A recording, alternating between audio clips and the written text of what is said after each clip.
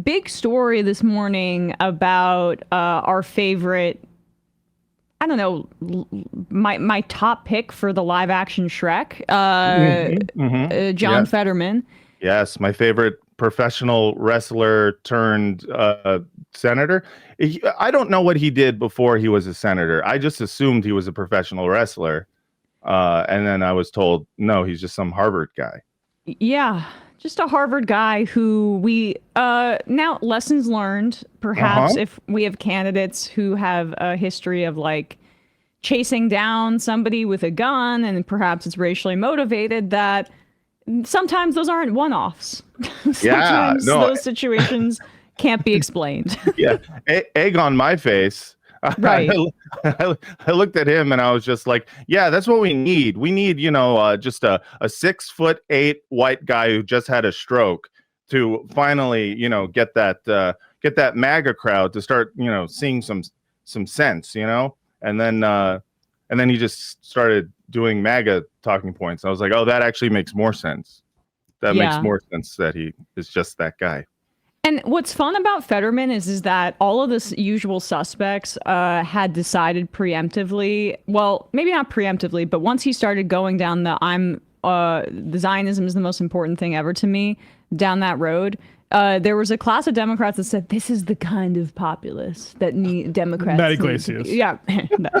This is the kind of populist, the one who's going to take really unpopular positions Right. in both his party and, I think more so it's happening more and more in the Republican Party. Well, You know? Iglesias is a popularist, right? So he always says you got to just respond to the polling as a Democrat, but they ignore things like Israel, where a majority of Democrats, it's not close, now have negative feelings about it. And also, like, ignores the fact that you can have agency over public opinion as a politician by using the bully pulpit. That's kind of important. That's like the whole point. That's why it's to be a leader is when you lead, right? Right. Isn't that the whole thing? They don't like doing politics. They're resentful of it. But it was these people said this like 2 years after they had declared Eric Adams is the future of the tough on crime Democrat. Can we maybe cut, like, they care about what's popular with donors. That's where populism comes from. Right. I was, right. Go ahead. I mean, sure, but also, what's popular with donors and other people who are sucking on the teat of those donors. And I think you forget that that's a class of people. Yeah. Stop ignoring them. Don't erase them. Don't erase them. Those are workers. Those are part of the revolution, is the people who are going to be actively serving the moneyed class. Would you hide them? Would you hide them? Would you hide all of the personal assistants of the oligarchy? I would. I would. And so that's how, we're on the right side of history here. Yep.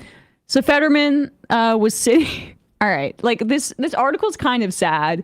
Spoiler alert: he's lost his mind after having a stroke. But this is someone who was saw him. The Summer Mob at SUMERMOB on Twitter or on Instagram. Good job, Summer Mob. Spotted Fetterman in public the other day, and this is how that went down. Senator, do you still feel that Israel has the right to kill and kill and kill people? You still think Israel has a right to defend itself still? When is enough, Senator?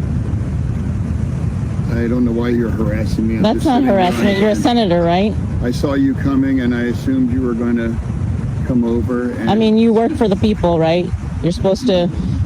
You're in these halls for the people. I'm just sitting here on a bench. Right. And my people are being slaughtered because of your votes and the money that you sent to Israel and your complicity in genocide. You have nothing to say about that? Over 100,000 Palestinians have been slaughtered. How do you sleep at night, Senator? We're not adding those crickets. Seriously, how do you sleep at night? Do you not see the videos and the just the children that are being slaughtered out there?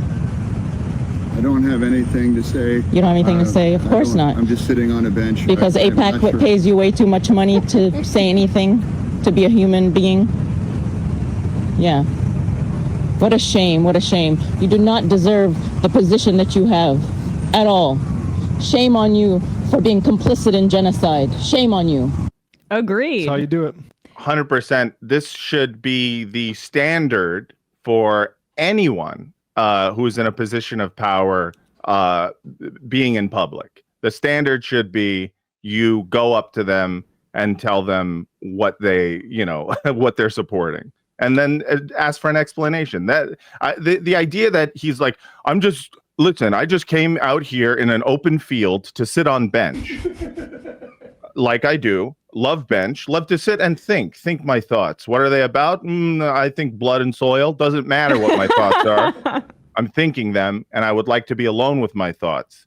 The idea that it's like, and now you're harassing me in this position where I'm literally sitting here in public being like, it looks like he's waiting for a meeting.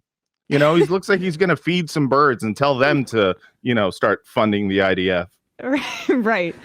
Yeah. It also looks like, I don't know, it's almost like the Forrest Gump scene of him sitting on the bench, but instead Fetterman's imagining the woman asking him questions about the box of chocolates. That's amazing. Just sitting there waiting for a bus. This bus is going to take me to Jerusalem. We need to destroy the Al-Aqsa Mosque and build the third temple. Just on a loop. Can I just get really remedial for folks for a second? That's a senator of our nation here. Yeah.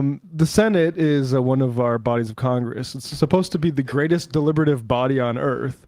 Does anyone watching this think that they can't deliberate better than that guy sitting on that bench? It's just...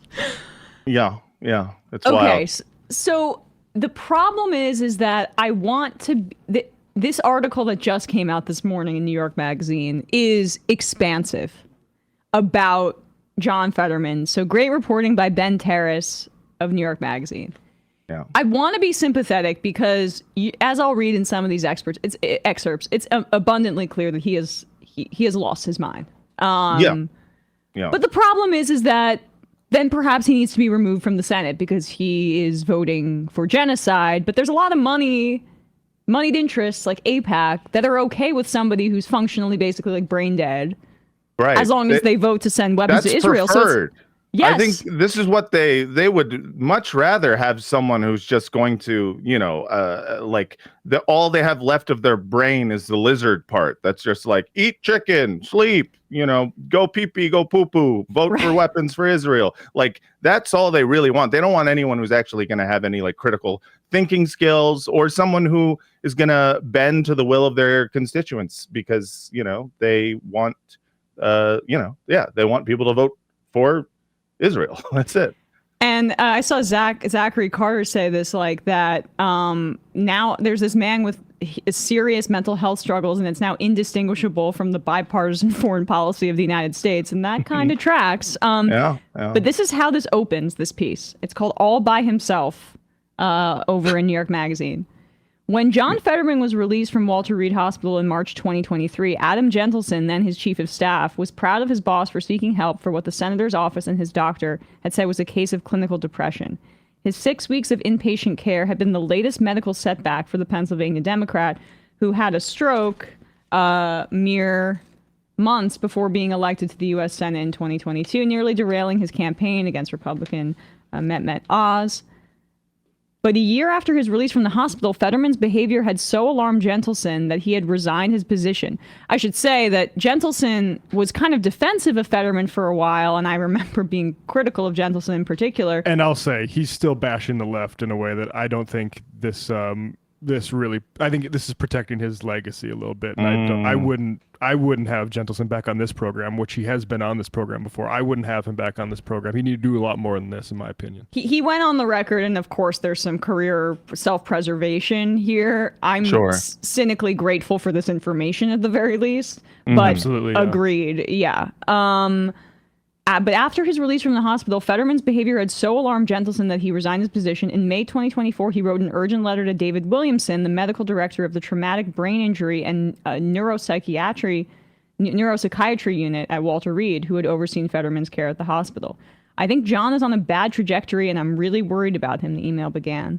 If things didn't change, Gentleson continued, he was concerned Fetterman, quote, won't be with us for much longer. His 1,600-word email came with the subject line concerns, and it contained a list of them. From the seemingly mundane, he eats fast food multiple times a day. Okay, easy. Yeah. That's the mundane part. I like that too, because it's just like, well, he just had a stroke.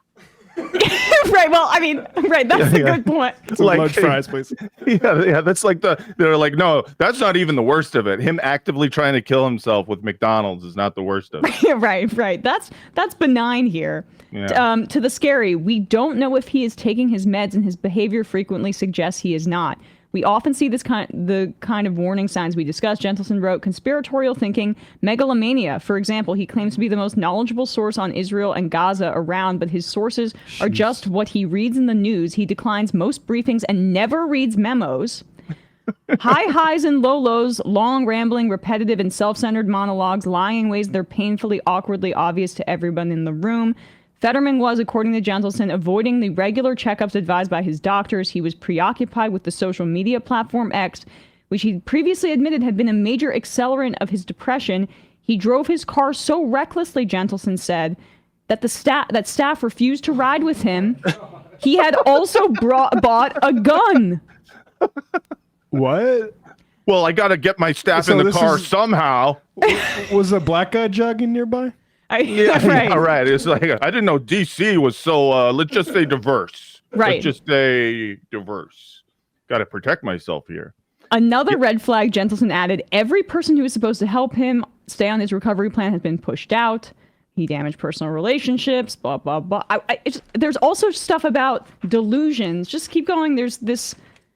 I highlighted all of these different parts. But... You know, there's stuff where he thinks he's being followed, right? Yeah. Okay, let's go. Well, DSA is gang stalking. him, Yes, so. go true. to, if you could search members of his team, and the paragraph that starts from that's a little further down. Members of his team told me this was an early warning sign that something was off with their boss. In early February 2023, after Fetterman had indeed been sworn in, members of the Senate gathered at the Library of Congress for a caucus retreat.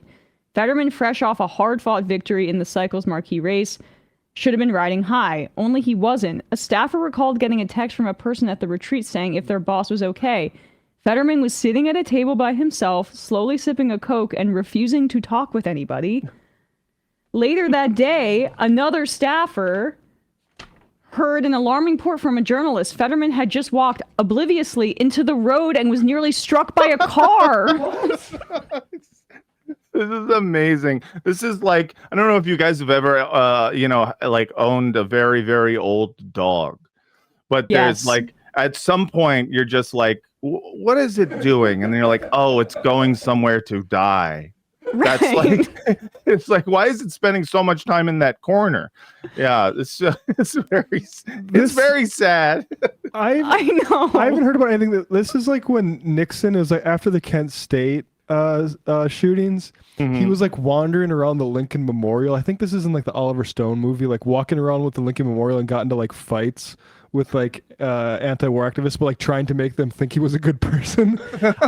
This is like Fetterman's been doing that. That was just one night for Nixon. Yeah, This Nixon is just like Fetterman's entire time in the Senate. Nixon just had some stiff drinks. Like that's Trump level delusion. We're at a Yeah. different level with Fetterman.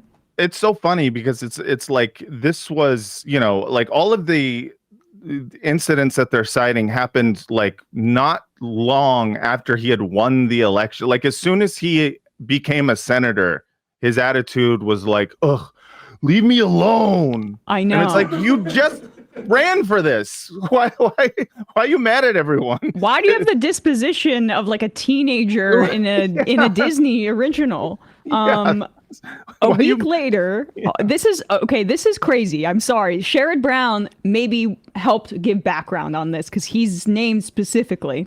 A week later, Democratic Ohio Senator Sherrod Brown came to pay Fetterman a visit in his new Capitol office. They seemed destined to get along. Each hailed from a purplish red states and exuded an everyman energy more likely to be found in union halls than in the halls of Congress. But their meeting went awry. Brown tried his best to get a conversation going, but according to two people present, Fetterman was virtually, quote, catatonic. He could barely string two sentences together. talking so quietly that everyone in the room had to strain to hear him. Fetterman then stood up and began walking around the office in tight loops, a move the two staffers described as doing figure eights. After Brown left, Fetterman paced from one room inside his office complex to another and back again. At one point, one of his aides said he walked into the hallway, peering over his shoulder as if he were being followed by shadowy figures. God. Hamas. That sort of pacing, that is not a good sign. No, that's pretty bad. Especially like the looking over your shoulder and pacing and just being like, no way out, no way out. That is, I mean, it's clear, obviously, this was like, before his hospitalization for whatever mental health crisis was going on, right? Yeah. And then we all celebrated him putting, his mental health like forward, like making that an issue, because we all said, yes, we need to start talking about mental health. And then he's not a good role model for how to do mental health. It's this thing where we're all like, well, obviously we're not trying to paint every person with mental health with the same brush, and also it's important to talk about these things. Yeah, there are people who are depressed and assholes. That's a thing. You know what I mean?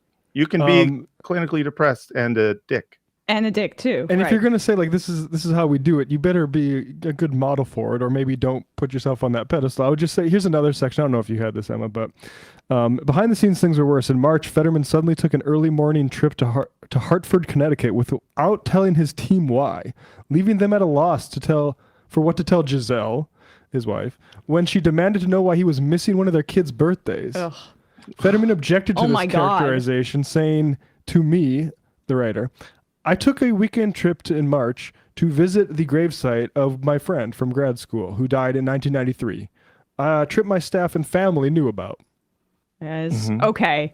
You mentioned, this is the last piece I'll read because you mentioned Giselle. And I actually feel for her here because I don't know what's going on. But this is when October 7th happened, this piece. The paragraph starts with, in the days after the October 7th attack.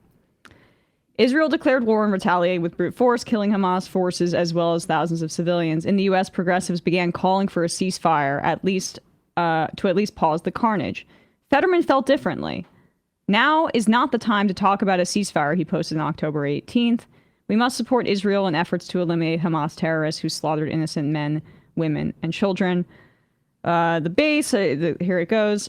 Early on in the conflict, 16 of his former campaign staffers wrote a letter anonymously saying they found his full-throated support for Israel to be a, quote, gutting betrayal.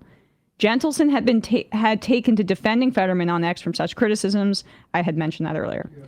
But it wasn't just staffers who were upset. There was also Fetterman's wife, Giselle, who had become something of a political celebrity in her own right. She is a kind-hearted philanthropist, the proprietor of a free store in Braddock that gave away goods and clothing, a formerly undocumented immigrant from Brazil, and a vocal progressive. In early November, just weeks after the attack, Giselle arrived at her husband's Senate office, and according to a staffer present, they got into a heated argument. They are bombing refugee camps. How can you support this? The staffer recalled her saying with tears in her eyes. That's all propaganda, Fetterman replied. Oh, God. Later, a still visibly upset Giselle pulled the staffer aside. She asked him if members of Fetterman's team were pushing him to take these stances for political reasons. The staffer told her that the opposite was true. Many of them were as upset as she was. If you're pushing back on this, there's no hope, the staffer recalled her saying. This is horrible news. Yeah, that is really terrible. You would at least hope that it's like, oh well, he's got a bunch of AIPAC people, lobbyists, right, either on staff or nearby, who are pushing him to say these things, and it's like his whole staff is like, no, he just is doing this. He's doing this gratis. He's just for free. He's going to carry water for a genocide. And I know that maybe I'm too obsessed with these details. I promise these are the final two paragraphs, but this is just astounding to me. A few days later, Giselle texted a different staffer. I am at a breaking point and can't co-sign this any longer. I'd love some help in language to separate myself from this. Can anyone help me? Oh, Jeez. Giselle might have The disliked. language is divorce. Yes. Yeah, exactly. But like your husband goes through this enormous health situation, like a stroke. You want to stand by him, but Sure. you don't, and you hope that it gets better and he gets back to his former self. But the final paragraph points out that his father, Carl Fetterman, an insurance executive, is very pro-Israel and would love when Fetterman would go on Fox News. So he's regressed to his childhood state, is what Wow. it seems like. So Uncle Carl happy. there you go. Whoa.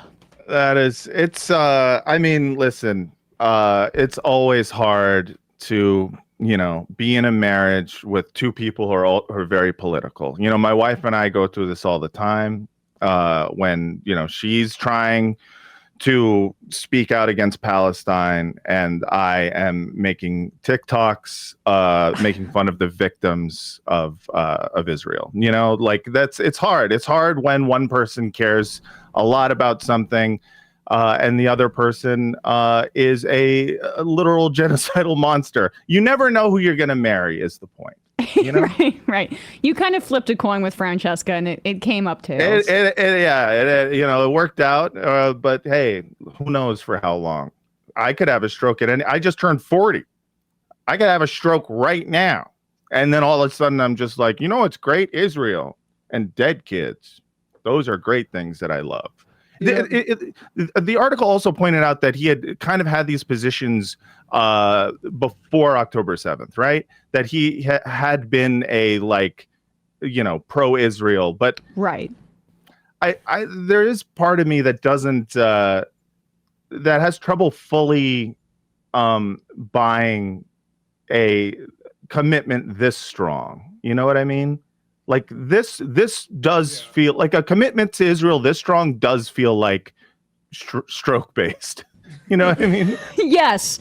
It's not to say he didn't have major problems as a politician before. Ben Burgess, before Fetterman was even elected, had a piece saying he's basically progressive except for Palestine. Right. Yeah. Right. So, but this is the kind of thing that, Puts it into overdrive. Right. And why don't we have any mechanisms to deal with this kind of break? We can talk about Biden in this instance. And frankly, we know that they're not going to impeach Donald Trump because the Republicans hold the Senate and the House. But he's clearly completely lost his marbles, believing the photoshopped MS-13 knuckle thing that Stephen Miller is just feeding to him on his desk at this point. Yeah. These guys are losing it. Yeah, it is wild. There's a tweet we found. You want to put it up, Matt? Before we let Giselle completely off the hook or cry too big of a river for her, this was in March. Her posing with Netanyahu. That's not great, but they said he got a gun, and there's some That's true. abusive sounding This is things under duress. in the article. I'm And not also, gonna, if you look at her body language, she is facing away from him. So, as a certified body language expert, I would say that she is not into that particular situation. Oh, you're trained in body language Yeah. expertise. This is for your audition for Fox News. I understand. That's right. Yeah. This is how I punch Or left. Joy Reid, rather. She was the body language Yeah. expert with Bernie, remember? There's just one final section, I think, to underline kind of the genocidal mania this guy is. He's meeting with Jeremy Ben-Ami of sort of liberal Zionist organization J Street, which is pro-Israel and pro-peace, whatever. And Fetterman lectures the guy, saying, "You can't reform sour milk," he told Ben-Ami, according to the notes from the meeting, referring to Palestinians as sour milk. Fetterman said he did not believe in a two-state solution and claimed that he had never met an Arab person who would condemn Hamas. Correction, the notes from the meeting stated, only a single Arab he has met with that staff was present for wouldn't outright condemn Hamas. Fetterman went on to make statements that shocked people. In opposing a ceasefire, he said, "Let's get back to killing." A person who heard the conversation told me, he said, "Kill them all." In a statement, Fetterman denied the account, adding, "Any reference to killing was solely about Hamas, and I do support the destruction of that organization down to its last member." I don't believe him. He can claim. That's the old switcheroo trick what they do with the Hamas thing, where it's just no, all of my genocidal language. If I just direct it at Hamas, then I don't have to think about the fact that, I consider literally every man, woman, and child in Gaza to be Hamas. They're either Hamas, then that's the top tier. Pre-Hamas. Pre-Hamas, or Pre-Hamas. Hamas enablers, like the women that are married to Hamas. They're not overthrowing Hamas, so Right, exactly. Yeah, Right. they're Hamas voters, or they're the progeny of Hamas voters. Like, this is they've all but stated that there is not a single uninvolved person in Gaza, and that Fetterman is buying that line hook, line, and sinker. So like he's he can play off. It's just funny to be like, no, I just meant Hamas. Saying kill them all about anybody is weird. Yeah. Saying kill them all is one of those things that Nazis say. It's literally what movie villains will. That's a classic movie villain screaming "kill them all." Yeah, or metalheads. Yeah, well, yeah, but I mean, they're just calling out for a song name they like. That's different. I'm not. I'm too posh to understand this reference. Mm-hmm. Yeah. And you gotta start listening to Metallica. Noises. Well, listen to Reload. Reload by Metallica has some of their more more melodic stuff. You'll like it. All right. Well, thanks for the tip. Hey, folks, don't forget to hit the subscribe button and check out our daily show. We do it every day at 12 p.m. Eastern for about 2.5 hours. We even take phone calls. You should check that out.